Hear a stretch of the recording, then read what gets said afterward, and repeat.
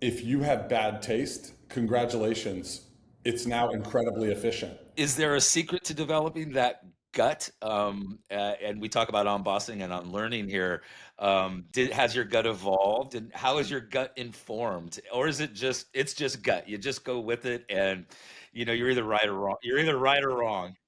I think it's a really interesting question, Drew. And honestly, I think in the age of AI, as people start to use more AI for their insight and for their content generation and for their deployment of their content, if you have bad taste, congratulations, it's now incredibly efficient, right? You can get it out there like, at light speed. But I think that it started with that first job and it grew over my whole career.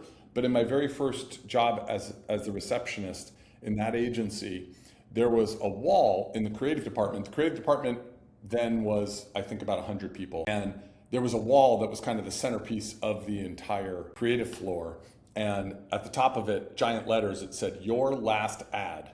And it was a Velcro wall. And every single creative had their last ad up on that wall with their name next to it. And so you see that on day one and you say, okay, this tells me some things, right? This tells me that my work is going to be displayed for my peers and my work is going to be visible, not just out there in the world to some people who you never hear back from, but inside of these walls, people are going to focus. They're going to stand there and look at the crafting of every word. They're going to look at the crafting of the idea. They're going to look at the crafting of the copy, et cetera, et cetera.